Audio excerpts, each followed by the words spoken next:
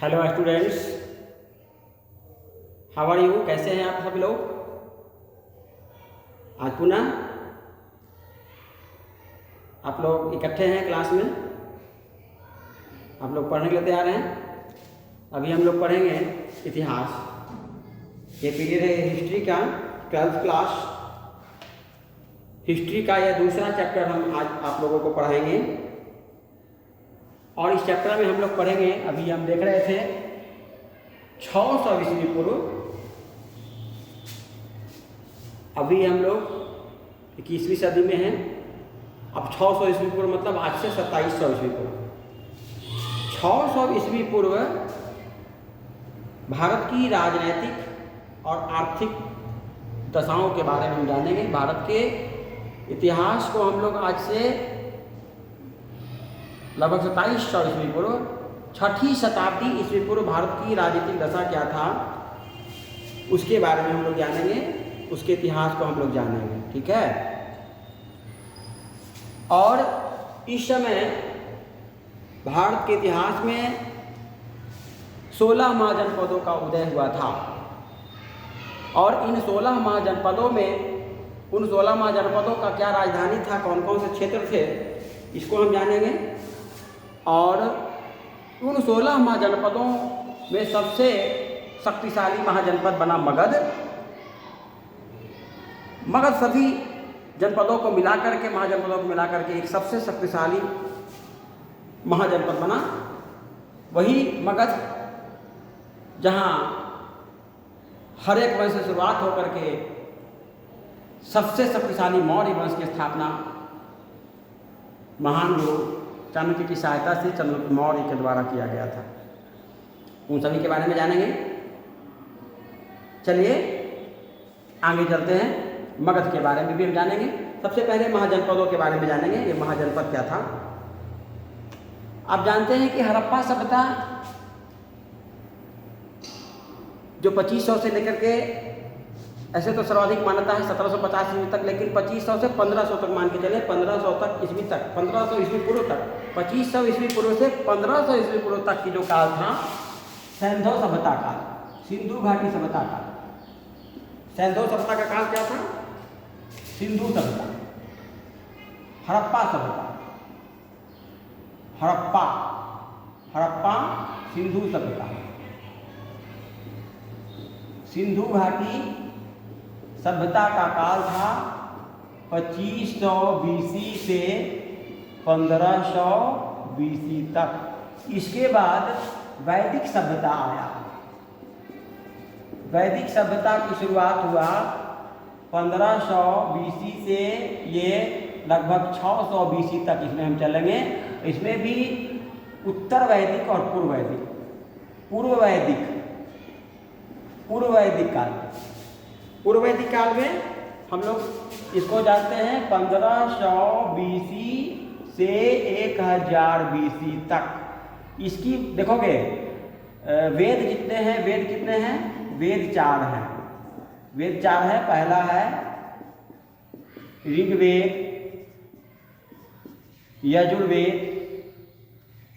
यजुर्वेद, सामवेद और अथर्ववेद।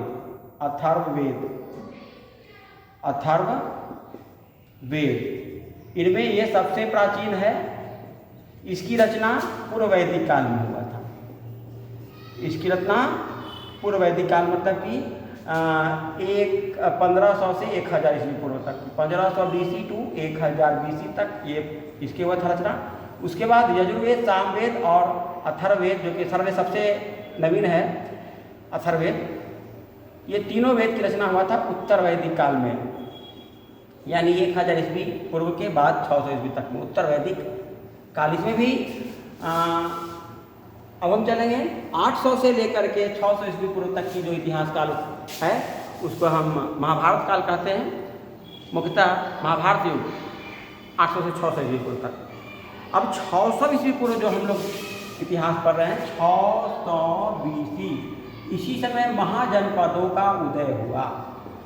महाजनपदों का उदय कब हुआ? 600 BC में। इसमें मुख्य भूमिका क्या था? वैदिक काल में हम लोग जानते हैं, वैदिक काल में मुख्य घटना क्या घटा? लोहा की खोज, लोहा की खोज। इसके पहले जो हड़प्पा सभ्यता था वो ताम्रयुगीन, कांस्ययुगीन काल था। तांबा और टीन मिला करके लोग कांसे से विभिन्न प्रकार के बर्तन औजार बनाने लगे थे, लेकिन लोहा का खोज नहीं था। क्योंकि सभी धातुओं का उद्योग जगत की जननी लोहा को कहते हैं, और इस लोहा की खोज, लोहा के बारे में लोगों को जानकारी प्राप्त हुआ था वैदिक काल में। जैसे ही लोहा के बारे में जानकारी प्राप्त हुआ, अस्त्र शस्त्र अच्छे होने लगे, विभिन्न प्रकार के औजार बनने लगे, और मानव सभ्यता के विकास में 4 चांद लगा दिया यह लोहा धातु। अब वैदिक सभ्यता काफ़ी अग्रसर हो गया, आगे बढ़ गया, और राजा महाराजा साम्राज्य का उत्कर्ष तीव्र गति से हुआ। सबसे पहले जो हम जानते हैं, ऋग्वैदिक काल में जो लोग रहते थे कबीले के रूप में रहते थे, कबीला बना करते थे। इन कबीलों को हम जन कहते थे। कबीला को क्या कहते थे? जन। कबीला में रहने वाले लोग जन कहलाते थे, और उसके जो राजा होते थे, जो प्रधान होते थे, कबीलापति, वो राजन कहलाते थे, राजन। बाद में ऐसे कई कबीले मिल करके, कई कबीले समूह मिल करके जनपद बना। सबसे पहले जन, जन से जनपद, जनपद, और जनपद से मिल करके महाजनपद, महाजनपद बना। और 6ठी शताब्दी पूर्व ऐसे 16 महाजनपद बन गए। 16 महाजनपद 6ठी शताब्दी ईस्वी पूर्व कुल बने, जिसका हम उल्लेख कर रहे हैं 16 महाजनपद। और ये कौन कौन से महाजनपद थे, इनकी राजधानी कहाँ कहाँ थी, उसका क्षेत्र क्या था, वो हम देखते हैं। 16 महाजनपद, ये 16 महाजनपदों के बारे में जो 6ठी शताब्दी ईस्वी पूर्व 16 महाजनपदों का उदय हुआ, इसकी चर्चा यदि हम चाहें, इसको हम देखना चाहें, इसका उल्लेख कहाँ किया गया जानते हैं आप लोग? जैन धर्म का प्रसिद्ध धर्म ग्रंथ भगवती सूत्र। भगवती सूत्र जो जैन धर्म है, 16 महाजनपदों का उल्लेख हम 2 पुस्तक में मिलते हैं। पहला जैन धर्म का पुस्तक, जैन धर्म का भगवती सूत्र। कहाँ? जैन धर्म की पुस्तक है भगवती सूत्र। और बौद्ध धर्म की एक प्रसिद्ध ग्रंथ है बौद्ध धर्म ग्रंथ। बौद्ध धर्म ग्रंथ है अंगुत्तर निकाय, अंगुत्तर निकाय। ये दोनों पुस्तक में 16 महाजनपदों के बारे में उल्लेख किया गया है। ठीक है, आपको पूछा जाएगा कि 16 महाजनपदों का उल्लेख किस पुस्तक में मिलता है? हम बोलेंगे भगवती सूत्र जो जैन धर्म की पुस्तक है, और अंगुत्तर निकाय। ये दोनों पुस्तकों में हम 16 महाजनपदों के बारे में हम देख सकते हैं। अब हम बताते हैं आप लोगों को 16 महाजनपद कौन कौन से हैं और इनकी राजधानी कहाँ था, क्षेत्र कहाँ था। देखिएगा बारी बारी से। पहला सबसे प्रमुख जो है मगध, मगध महाजनपद, राजधानी और क्षेत्र। मगध, मगध की राजधानी कहाँ था? राजगृह। शुरुआत में राजगृह, बाद में चलकर के पटना। शुरुआत में मगध की राजधानी राजगृह, फिर बाद में पटना, पाटलिपुत्र। शुरुआत में राजगृह, उसके बाद पाटलिपुत्र भी बना था। इसके अंतर्गत आता है पटना। वर्तमान में बिहार के पटना जिला, गया जिला, नालंदा जिला, नालंदा और वैशाली के भी कुछ क्षेत्र आते हैं। पटना, गया, नालंदा, भोजपुर, बक्सर इत्यादि। पटना, गया, नालंदा, भोजपुर, बक्सर, ये सब जिला विस्तृत जिला है। अभी क्षेत्र इसका है मगध। राजधानी कहाँ? पटना। उसके बाद दूसरा कौशल, कौशल, कौशल महाजनपद की राजधानी श्रावस्ती और इसका क्षेत्र उत्तर प्रदेश, अयोध्या, अयोध्या इसी क्षेत्र में पड़ता है। तीसरा महाजनपद अंग, मुंगेर बिहार के अंग, जहाँ के अंगराज कर्ण थे। अंग जिसकी राजधानी चंपा, अंग की राजधानी कहाँ था? चंपा, बिहार के मुंगेर जिला, बिहार के मुंगेर जिला में पड़ता है। चौथा बिहार के मुंगेर जिला कहाँ पड़ता है? ये भागलपुर, मुंगेर भागलपुर। इसके बाद चौथा है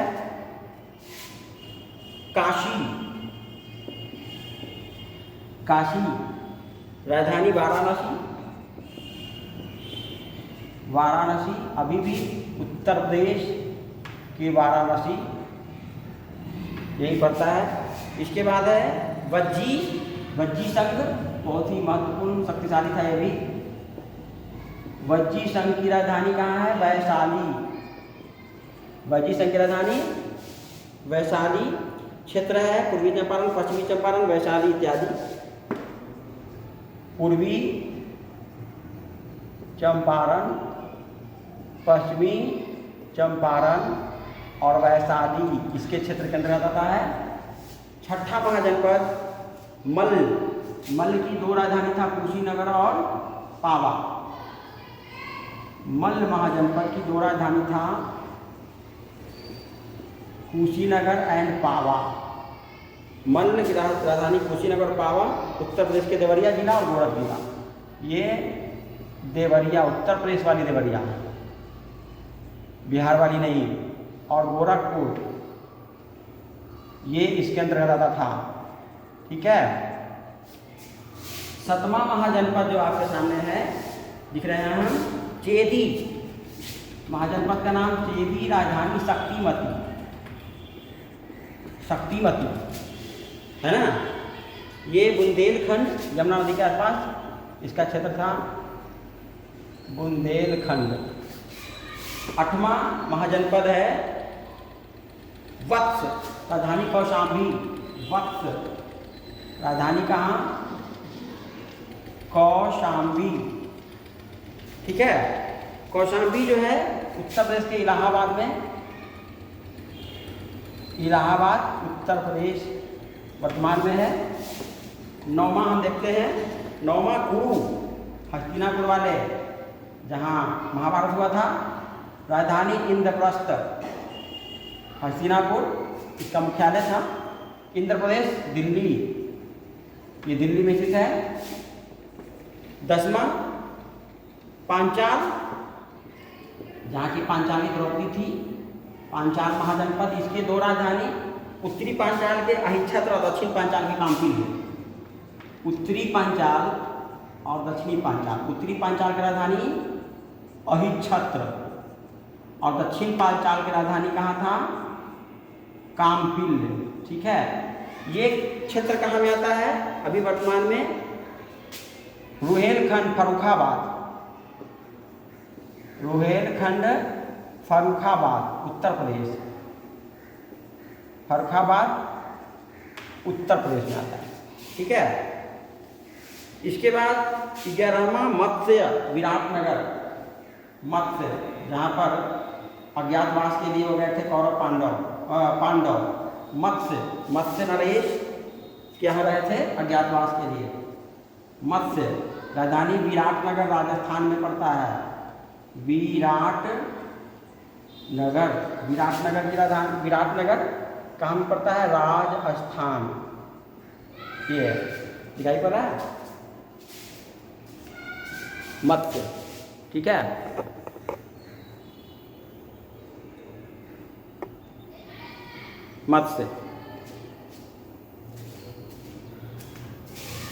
मत्स्य इसके बाद 12वां है शूरसेन। 12वां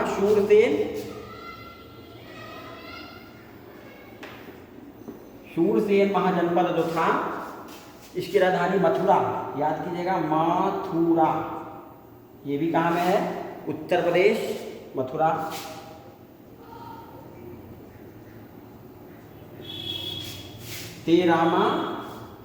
तेरहवां आपका है अश्मक, जिसकी राजधानी पोतन। अश्मक की राजधानी कहाँ था? पोतन। और अश्मक वर्तमान में जो है आंध्र प्रदेश में है। ये आंध्र प्रदेश राज्य में पड़ता है, आंध्र प्रदेश में अश्मक, ठीक है। और जो है ये कहते हैं 14वां है अवंती, बहुत ही शक्तिशाली था। अवंती की राजधानी माहिष्मती,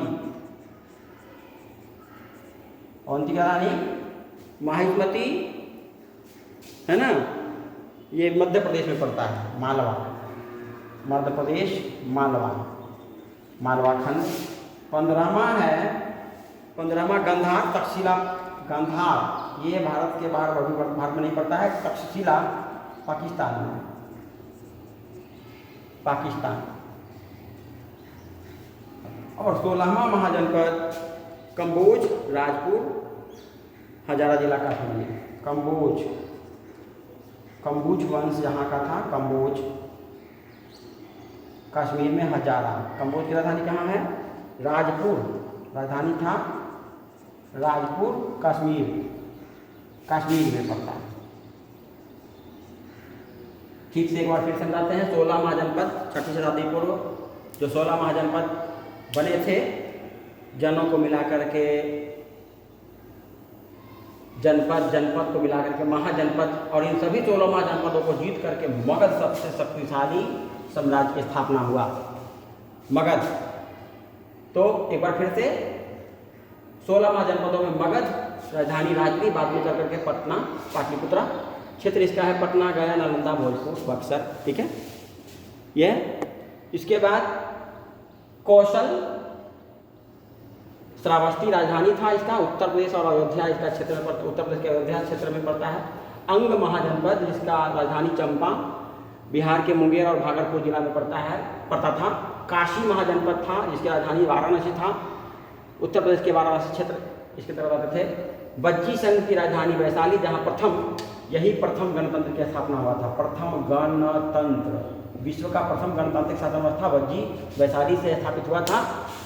ये था बिहार के पूर्वी चंपारण, पश्चिमी चंपारण और वैशाली जिला इसके अंदर आता था। मल्ल महाजनपद की 2 राजधानियाँ था, कुशीनगर और पावा।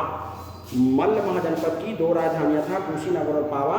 कुशीनगर के अंतर्गत देवरिया जिला आता था, देवरिया जिला, और पावा इसके अंतर्गत गोरखपुर जिला के क्षेत्र में आता था। चेदी महाजनपद की राजधानी शक्तिमती, बुंदेलखंड इसके अंतर्गत क्षेत्र में। बक्सर राजधानी कौशाम्बी, इलाहाबाद उत्तर प्रदेश के क्षेत्र इसके अंतर्गत आते थे। कुरु महाजनपद की राजधानी इंद्रप्रस्थ जिसके क्षेत्र दिल्ली के अंतर्गत था। पंचाल की 2 राजधानियाँ था, उत्तरी पांचाल की राजधानी अहिच्छत्र और दक्षिणी पांचाल की राजधानी काम्पिल्य। उत्तरी पांचाल का अहिच्छत्र और दक्षिण पांचाल की राजधानी काम्पिल्य, ठीक है। उत्तरी पांचाल का अहिच्छत्र और दक्षिण पांचाल का काम्पिल्य, ठीक है।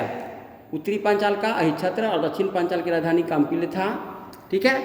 इसके बाद मत्स्य की राजधानी विराटनगर राजस्थान में, सूरसेन की मथुरा उत्तर प्रदेश में, अश्मक की राजधानी पोतन जो आंध्र प्रदेश के क्षेत्र के अंतर्गत था, अवंती की राजधानी माहिष्मती जो मध्य प्रदेश के क्षेत्र में आता था, और गांधार की राजधानी तक्षशिला पाकिस्तान के अंतर्गत था।